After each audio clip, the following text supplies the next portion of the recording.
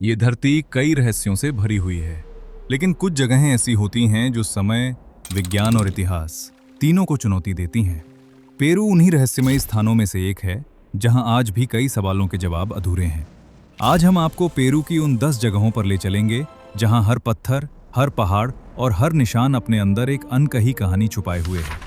नमस्कार, स्वागत है आपका पेरू के इस रहस्यमय सफर में। नंबर 10, चान चान।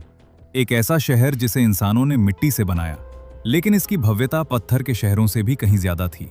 ये शहर कभी चीमू सभ्यता की राजधानी हुआ करता था, जहां हजारों लोग रहते थे। दीवारों पर उकेरे गए समुद्री जीवों के डिजाइन ये संकेत देते हैं कि यहाँ के लोग समुद्र से गहरा जुड़ाव रखते थे। लेकिन सबसे बड़ा सवाल ये है कि इतना विकसित शहर अचानक उजड़ कैसे गया। इतिहासकार मानते हैं कि Spanish conquest of the Inca empire के बाद ये शहर धीरे धीरे खत्म हो गया, लेकिन इसके पीछे सिर्फ युद्ध ही वजह नहीं लगती। कुछ शोध बताते हैं कि जलवायु में अचानक बदलाव और भीषण बारिश ने इस मिट्टी के शहर को कमजोर कर दिया था। आज भी जब लोग चान चान की दीवारों को देखते हैं तो एक अजीब सी खामोशी महसूस होती है, जैसे ये शहर कुछ कहना चाहता हो। इतने बड़े स्तर पर मिट्टी से निर्माण करना अपने आप में एक रहस्य है, क्योंकि आज के समय में भी ऐसी तकनीक को दोहराना आसान नहीं है। ये जगह हमें ये सोचने पर मजबूर कर देती है कि क्या प्राचीन सभ्यताएं सच में हमसे ज्यादा उन्नत थीं, या फिर हमने ही उनके ज्ञान को समय के साथ खो दिया। नंबर 9, सालिनेरास दे मारास। पेरू के कुस्को क्षेत्र में स्थित एक अनोखा स्थान है, जहां पहाड़ों के बीच हजारों छोटे छोटे नमक के तालाब बने हुए हैं। पहली नजर में यह जगह किसी पैटर्न या डिजाइन जैसी लगती है, लेकिन यह पूरी तरह एक कार्यशील प्रणाली है। इन नमक के तालाबों का इस्तेमाल सदियों से किया जा रहा है। यहाँ एक प्राकृतिक खारे पानी का स्रोत है, जिसे छोटे छोटे हिस्सों में बांट दिया जाता है। जब सूरज की गर्मी से पानी सूखता है तो पीछे नमक बच जाता है। ये प्रणाली इतनी व्यवस्थित है कि आज भी स्थानीय लोग पारंपरिक तरीकों से यहाँ नमक निकालते हैं। हर परिवार के पास अपने अपने छोटे तालाब होते हैं, जिनकी देखभाल वे खुद करते हैं। सबसे खास बात यह है कि ये तकनीक आधुनिक मशीनों के बिना पूरी तरह प्राकृतिक प्रक्रिया पर आधारित है, और फिर भी आज तक सफलतापूर्वक काम कर रही है। सालिनेरास दे मारास ये दिखाता है कि कैसे पेरू के लोग हजारों साल पहले ही प्रकृति के साथ संतुलन बनाकर संसाधनों का उपयोग करना जानते थे, एक ऐसा तरीका जो आज भी उतना ही प्रभावी है। Number 8, Nazca lines. पेरू के सूखे रेगिस्तान में बनी ऐसी विशाल आकृतियां हैं जिन्हें जमीन से देखने पर समझ पाना मुश्किल है, लेकिन जैसे ही आप इन्हें आसमान से देखते हैं, ये साफ साफ जानवरों, पक्षियों और ज्यामितीय आकारों की तरह दिखाई देती हैं। ये रेखाएं लगभग 2000 साल पुरानी मानी जाती हैं और इन्हें नास्का सिविलाइजेशन द्वारा बनाया गया था। सबसे हैरान करने वाली बात यह है कि उस समय न तो हवाई जहाज थे और न ही कोई आधुनिक तकनीक, फिर भी इतनी सटीक और विशाल आकृतियां कैसे बनाई गईं? वैज्ञानिकों के अनुसार इन रेखाओं को बनाने के लिए जमीन की ऊपरी परत हटाकर नीचे की हल्की रंग की मिट्टी को दिखाया गया, जिससे ये आकृतियां बनी। लेकिन सवाल यह है कि इन्हें इस पैमाने पर डिजाइन कैसे किया गया, जब पूरा चित्र एक साथ देखने का कोई साधन ही नहीं था। कुछ शोध बताते हैं कि ये रेखाएं धार्मिक या खगोलीय उद्देश्यों के लिए बनाई गई होंगी, जबकि कुछ लोग इन्हें प्राचीन अनुष्ठानों से जोड़कर देखते हैं। नास्का लाइन्स आज भी ये सोचने पर मजबूर करती हैं कि प्राचीन लोग केवल साधारण जीवन नहीं जी रहे थे, बल्कि उनके पास योजना बनाने और बड़े स्तर पर काम करने की एक अद्भुत समझ थी। Number 7, Machu Picchu.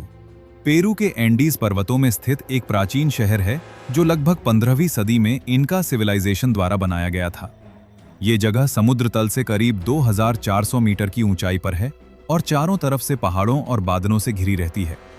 सबसे खास बात यह है कि यहाँ के पत्थरों को इस तरह काटकर जोड़ा गया है कि उनके बीच किसी भी तरह का मसाला इस्तेमाल नहीं किया गया, फिर भी वे आज तक मजबूती से टिके हुए हैं। ये तकनीक आज भी इंजीनियरों के लिए अध्ययन का विषय बनी हुई है। माचू पिचू को लंबे समय तक दुनिया से छुपा हुआ माना जाता रहा, जब तक कि 1911 में हराम बिंघम ने इसे अंतर्राष्ट्रीय स्तर पर पहचान नहीं दिलाई। लेकिन आज भी ये पूरी तरह स्पष्ट नहीं है कि ये शहर वास्तव में किस उद्देश्य से बनाया गया था। क्या ये शाही निवास था, धार्मिक केंद्र था, या कुछ और? यहाँ की सीढ़ीनुमा खेती, जल निकासी प्रणाली और शहर की योजना ये दिखाती है कि उस समय के लोग प्राकृतिक परिस्थितियों के साथ तालमेल बिठाकर निर्माण करना जानते थे। माचू पिच्चू आज भी केवल एक ऐतिहासिक स्थल नहीं, बल्कि मानव बुद्धिमत्ता और प्रकृति के बीच संतुलन का एक बेहतरीन उदाहरण बना हुआ है। Number 6, लेमेम्बा museum. पेरू के अमेज़ोनास क्षेत्र में स्थित एक छोटा लेकिन बेहद महत्वपूर्ण संग्रहालय है, जो अपने अंदर इतिहास के ऐसे पहलुओं को संभाल कर रखता है जिनके बारे में बहुत कम लोग जानते हैं। ये संग्रहालय खास तौर पर चाचापोया सिविलाइजेशन से जुड़ा हुआ है। यहाँ पर 200 से अधिक ममियां सुरक्षित रखी गई हैं, जिन्हें पास के एक स्थान लागुना दे लॉस कॉन्डोरस से खोजा गया था। सबसे खास बात यह है कि ये ममियां हजारों साल पुरानी होने के बावजूद आज भी काफी अच्छी स्थिति में हैं। इन्हें जिस तरीके से संरक्षित किया गया, वो उस समय के लोगों की समझ और तकनीक को दर्शाता है। संग्रहालय में केवल ममियां ही नहीं, बल्कि मिट्टी के बर्तन, कपड़े और दैनिक जीवन से जुड़ी कई वस्तुएं भी रखी गई हैं, जो उस समय की जीवन शैली की झलक देती हैं। लेमेम्बा म्यूजियम ये दिखाता है कि इतिहास केवल बड़े शहरों या विशाल संरचनाओं में ही नहीं, बल्कि ऐसे शांत स्थानों में भी छुपा होता है, जहां अतीत को बेहद सहेज कर रखा गया है और जो आज भी हमें बहुत कुछ सिखा सकता है।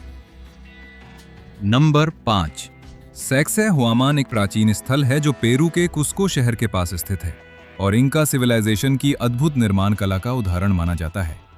यहाँ की सबसे खास बात है इसके विशाल पत्थर, जिनमें से कुछ का वजन 100 टन से भी ज्यादा है। हैरानी की बात यह है कि इन पत्थरों को इस तरह काटकर और जोड़कर रखा गया है कि उनके बीच एक बाल या ब्लेड तक नहीं जा सकता, और वो भी बिना किसी सीमेंट या मसाले के। आज तक ये पूरी तरह स्पष्ट नहीं हो पाया है कि उस समय के लोग इतने भारी पत्थरों को इतनी ऊंचाई तक कैसे लाए और इतनी सटीकता से उन्हें कैसे फिट किया। कुछ शोध बताते हैं कि उन्होंने साधारण उपकरणों और मानव श्रम का, लेकिन इतनी सटीकता आज भी एक चुनौती बनी हुई है। सैक्साहुआमान की दीवारें जिगजैग पैटर्न में बनी है, जो इसे किले जैसा रूप देती हैं। ये संरचना केवल सुंदर ही नहीं, बल्कि मजबूत और भूकंपरोधी भी है, जो इस क्षेत्र के लिए बेहद जरूरी था। ये जगह हमें ये समझने का मौका देती है कि प्राचीन निर्माण तकनीक केवल ताकत पर नहीं, बल्कि गहरी समझ और सटीक योजना पर आधारित थी, जिसे आज भी पूरी तरह दोहराना आसान नहीं है। नंबर 4, रेनबो माउंटेन, जिसे विनीकुंका भी कहा जाता है, पेरू के एंडीज पर्वतों में स्थित एक अनोखी प्राकृतिक संरचना है। यहाँ की पहाड़ियों पर लाल, पीले, हरे और बैंगनी रंगों की परतें साफ दिखाई देती हैं, जो इसे दुनिया की सबसे अलग दिखने वाली जगहों में शामिल करती हैं।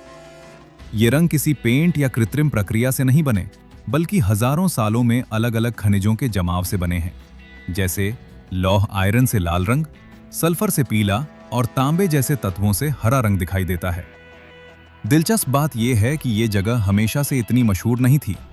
लंबे समय तक ये बर्फ से ढकी रहती थी, लेकिन जब जलवायु में बदलाव के कारण बर्फ कम हुई, तब इसके असली रंग दुनिया के सामने आए। आज रेनबो माउंटेन ट्रैकिंग के लिए एक लोकप्रिय स्थान बन चुका है, लेकिन इसकी ऊंचाई और मौसम की स्थिति इसे चुनौतीपूर्ण भी बनाती है। यहाँ पहुंचने के लिए लोगों को लंबा पैदल सफर तय करना पड़ता है। ये स्थान ये दिखाता है कि प्रकृति अपने अंदर कितनी विविधता छुपाए रखती है, जो कभी-कभी सही समय आने पर ही सामने आती है। नंबर 3, गोक्टा वाटरफॉल, दुनिया के सबसे ऊंचे झरनों में से एक माना जाता है, जिसकी ऊंचाई लगभग 770 मीटर के आसपास बताई जाती है। ये पेरू के अमेज़ोनास क्षेत्र में घने जंगलों के बीच स्थित है। हैरानी की बात यह है कि इतना विशाल झरना होने के बावजूद ये लंबे समय तक अंतर्राष्ट्रीय स्तर पर प्रसिद्ध नहीं हुआ। स्थानीय लोग इसके बारे में जानते थे, लेकिन बाहरी दुनिया को इसकी जानकारी काफी देर से मिली। 2005 में एक जर्मन शोधकर्ता स्टीफन जिमेंडॉर्फ ने इसे विस्तार से दुनिया के सामने प्रस्तुत किया, जिसके बाद ये वैश्विक नक्शे पर आया। इस झरने तक पहुंचने के लिए आज भी घने जंगलों से होकर गुजरना पड़ता है, जो इसे और भी खास बनाता है। यहाँ का प्राकृतिक वातावरण काफी शांत और संरक्षित है, जहाँ मानव हस्तक्षेप अभी भी सीमित है। गोक्टा वाटरफॉल केवल अपनी ऊंचाई के लिए नहीं, बल्कि इस बात के लिए भी जाना जाता है कि यह इतने समय तक दुनिया की नजरों से दूर कैसे रहा।